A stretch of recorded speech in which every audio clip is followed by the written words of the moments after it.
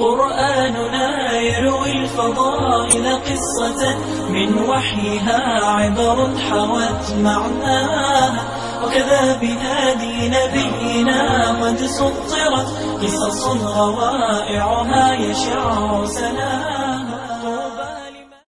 Au nom d'Allah, que la bénédiction et la paix de Dieu soient sur notre prophète Mohammed sallallahu alayhi wa sallam, ainsi que sa famille et ses compagnons. Nous allons vous conter aujourd'hui, chers héros, une nouvelle histoire issue du Coran, celle des gens de la cité. Il était une fois, il y a bien longtemps, régnait sur une cité un roi injuste et mécréant qui se proclamait Dieu et qui a ordonné à son peuple de l'adorer. Il avait une grande armée de soldats chargés de surveiller l'ensemble de la cité et de dénoncer ceux qui adoraient ou croyaient en Allah Azza wa Jal. Ces derniers étaient alors emprisonnés, puis exécutés sur la place publique afin de dissuader le reste du peuple d'adorer Allah Azza wa Jal. Les habitants ont donc continué à adorer leur roi tyran par crainte, car ils savaient que s'ils décidaient de montrer leur foi en Allah subhanahu wa ta'ala, ils risquaient de se faire emprisonner et exécuter. Les jours ont passé et Allah Azza wa Jal, qui leur voulait le plus grand bien, leur a envoyé 2 messagers bienfaisants. Sayyiduna Bulus et Sayyiduna Yohana. Sayyiduna Bulus et Sayyiduna Yohana sont donc allés inviter les gens de la cité à adorer Allah subhanahu wa ta'ala à la place du roi injuste. واضرب لهم مثلا أصحاب القرية إذ جاءها المرسلون. Alors qu'ils marchaient dans les ruelles de la ville, ils rencontrèrent un berger qui se nommait Habib al-Najjar. Ils se sont assis avec lui et ont commencé à lui parler d'Allah Azza wa Jal. Ils lui ont expliqué que c'est lui qui a créé les hommes pour l'adorer et croire en lui seul.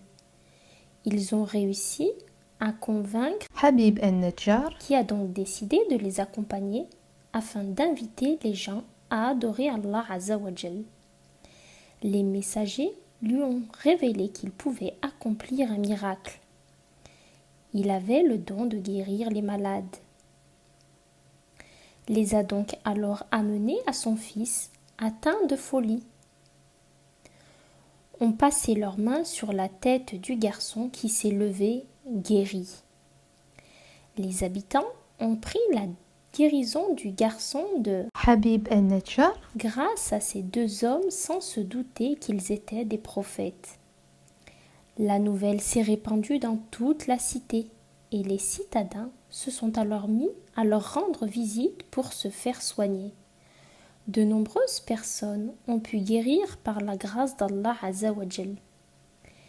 À chaque fois qu'un habitant venait voir les messagers pour se faire soigner, il les guérissait puis l'invitait à adorer uniquement Allah Azza wa Jal et délaisser l'adoration du roi égaré. Le roi injuste a fini par apprendre l'existence de ces 2 hommes qui guérissaient les malades et appelaient à adorer Allah, le seul, l'unique.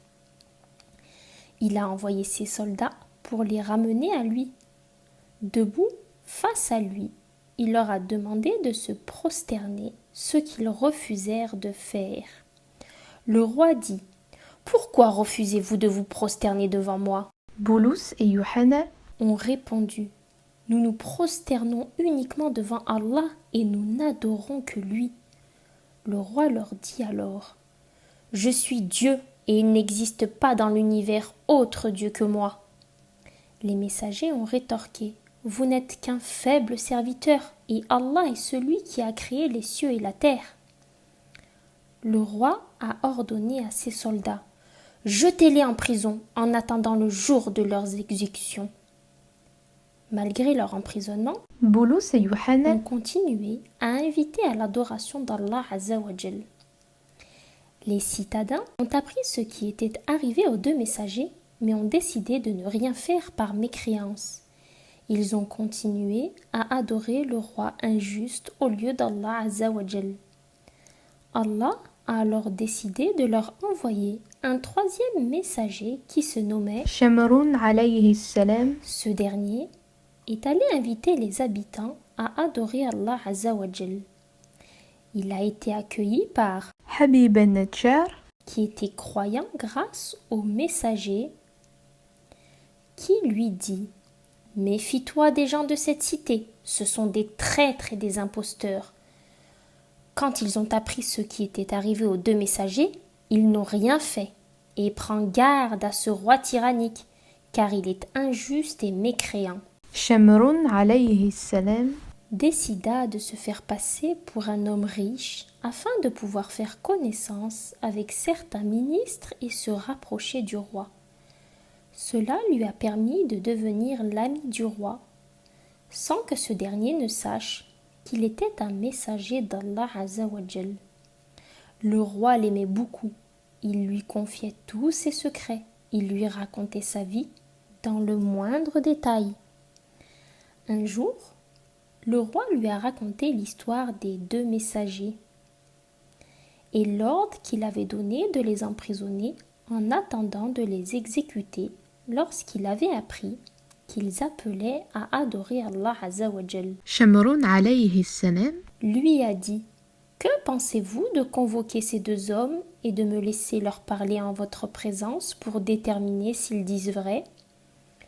Le roi a ordonné aux gardes de ramener سيدنا بولس et سيدنا يوحنا عليهم السلام. سيدنا شمر عليه السلام prétendant ne pas les connaître, leur a demandé « J'ai entendu dire que vous pouvez guérir les malades ?» Ils lui ont répondu « Nous ne pouvons guérir personne, c'est Allah qui le peut. » شمر Leur a dit « Vous adorez une divinité autre que ce roi ?» Ils ont rétorqué « Oui, nous adorons le Créateur des cieux et de la terre, Allah le Créateur de toutes choses, notamment de ce roi. » شمر A demandé « Quel est donc votre miracle ou don pour vérifier si vous êtes réellement deux envoyés d'Allah ?» Ils lui ont dit « Nous guérissons les malades par la grâce d'Allah. » A dit « Vérifions vos dires, voici un enfant qui a perdu la vue. Guérissez-le. » Ils ont invoqué Allah Azza wa Jal et l'enfant a recouvré la vue. Surpris, le roi a demandé « Il y a un enfant qui est décédé depuis 7 jours. Je ne l'ai pas encore enterré car j'attends le retour de son père. Pouvez-vous le ressusciter ?» Ils ont répondu « Oui, Allah Azza wa Jal va le ressusciter. » Ils ont invoqué Allah Azza wa Jal à voix haute, tandis que سيدنا شمر l'a fait à voix basse. L'enfant s'est levé et a dit « Je suis mort il y a 7 jours en étant mécréant. Je suis donc entré en enfer. Je vous mets tous en garde contre le fait d'adorer ce roi injuste. Croyez en Allah afin d'être sauvés et de pouvoir entrer au paradis. » Par ce biais, شمر voulait montrer au roi qu'il était égaré, qu'il n'était qu'un simple serviteur d'Allah et non une divinité. شمر Dit aux deux messagers, toute l'assemblée, ainsi que le roi, a vu ce que votre Dieu est capable de faire. Mais le roi peut faire bien plus. شمر عليه السلام A ordonné de ramener un homme aveugle et a demandé au roi de lui rendre la vue. Le roi s'est levé perplexe, ne sachant que faire. بولس et يوحنا On dit « Recouvre la vue par la grâce d'Allah » et l'homme a recouvré la vue. شمر A alors dit au roi « Ô roi, vous êtes pauvre et incapable de faire quoi que ce soit. Allah Azza wa Jal nous a accordé tous ces miracles afin que vous sachiez qu'Allah est capable de tout. Nous sommes tous les trois des messagers d'Allah Azza wa Jal. Alors croyez en lui, c'est meilleur pour vous dans ce bas monde et dans l'au-delà. » Le roi est entré dans une colère noire et a refusé de le faire. Il a persisté dans la mécréance et l'entêtement. Il a ensuite ordonné de jeter en prison les 3 messagers et de prévoir leur exécution le lendemain devant son palais. Les citadins se sont réunis le lendemain afin d'assister à la mise à mort des envoyés d'Allah. إذ أرسلنا إليهم اثنين فكذبوهما فعززنا بثالث فقالوا إنا إليكم مرسلون قالوا ما أنتم إلا بشر مثلنا وما أنزل الرحمن من شيء إن أنتم إلا تكذبون قالوا ربنا يعلم إنا إليكم لمرسلون وما علينا إلا البلاغ المبين. Les messagers ont dit à la foule: Ô gens, croyez en Allah Azza wa Jal, nous sommes des messagers d'Allah, envoyés pour vous inviter à adorer uniquement Allah Azza wa Jal. Les citadins ont rétorqué: Nous nous désavouons de vous et de votre message. Nous allons vous tuer en vous lapidant. Les envoyés ont répliqué: Vous êtes un peuple outrancier, vous refusez de croire en Dieu et vous adorez un homme impuissant qui ne possède rien. Vous avez mécru et vous adorez ce roi injuste. Les citadins se sont alors mis à crier et à demander au roi d'exécuter les messagers. Ils voulait obtenir son approbation et lui montrer qu'il l'aimait et le soutienne dans sa mécréance. قالوا إنا تطيرنا بكم لئن لم تنتهوا لنرجمنكم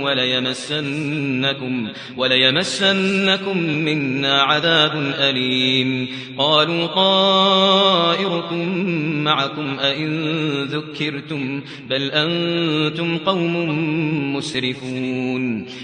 Soudain, حبيب النجار venu de l'autre côté de la ville, a accouru en criant: Ô mon peuple, suivez les messagers. Ô mon peuple, il ne vous demande pas d'argent ou salaire, il veut juste vous guider à l'adoration d'Allah Azza wa Jal. Je crois en Allah, Seigneur des cieux et de la terre qui m'a créé, et je retournerai à lui le jour du jugement dernier pour rendre des comptes. N'adorez personne d'autre qu'Allah. Je crois en votre Seigneur. Je crois en votre Seigneur.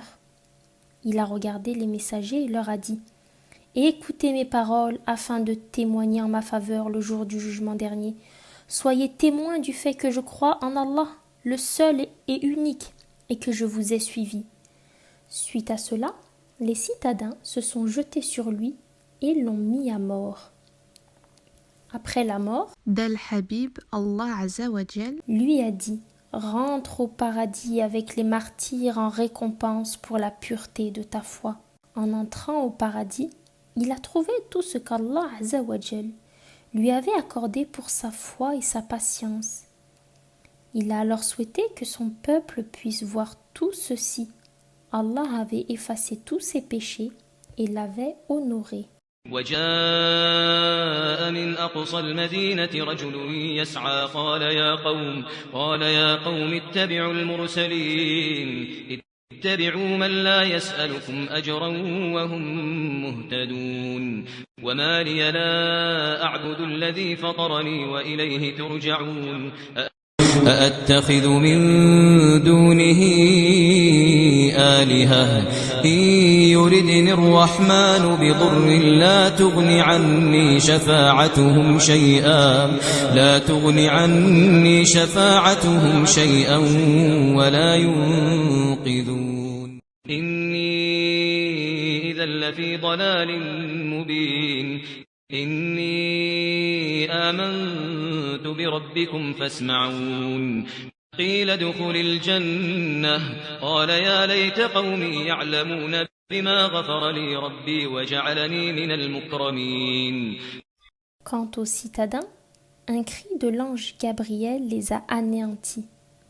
Ils sont morts alors qu'ils adoraient le roi tyrannique et entreront donc en enfer. Les regrets et remords les rongeront le jour du jugement dernier, lorsqu'ils verront le châtiment qui leur est réservé du fait de leurs actes. En effet, à chaque fois que des messagers leur ont été envoyés par Allah, ils les ont démentis et les ont tournés en dérision. Ainsi s'achève notre histoire du jour. Quels enseignements pouvons-nous en tirer, chers héros? Nous avons appris que lorsque Allah Azza wa Jal voulait du bien aux habitants d'une cité, il leur envoyait un messager pour les inviter à l'adorer, lui seul, afin de les faire entrer au paradis. Aussi, lorsqu'Allah Azza wa Jal envoie un messager, il lui donne des dons ou la possibilité de réaliser des miracles afin que les gens sachent qu'il a bien été envoyé par lui. Nous apprenons également que le prédicateur sait comment se comporter de la meilleure des manières avec les gens, comme nous avons pu le voir à travers le comportement des messagers. Il guérissait les gens afin de se faire aimer d'eux, puis il les invitait à adorer Allah Azza wa Jal. Nous retenons aussi qu'une personne qui invoque Allah Azza wa Jal peut faire face à des épreuves. Les 3 messagers ont par exemple été jetés en prison, mais Allah Azza wa Jal les a élevés en degrés auprès de lui et leur a accordé le paradis pour leur patience. Cela a été également le cas pour Habib al-Najjar, qui est entré au paradis. Nous avons également pu voir que le musulman doit toujours dire ce qui est juste. Il doit aussi adorer Allah Azza wa Jal et inviter les gens à faire de même. C'est ce qu'a fait Habib al-Najjar, qui a accouru de l'autre bout de la ville, attestant de sa foi et espérant que d'autres habitants décidèrent de croire en Allah subhanahu wa ta'ala. De même, nous avons appris que nous devons soutenir notre frère musulman et ne pas le laisser entre les mains d'un oppresseur, Habib al-Najjar, a par exemple accouru pour sauver les messagers. Enfin, nous apprenons que le prédicateur doit inviter à l'adoration d'Allah Azza wa Jal de manière intelligente Sayyiduna Shamrun alayhi salam, est devenu l'ami du roi afin de le convaincre de croire et d'adorer Allah Azza wa Jal.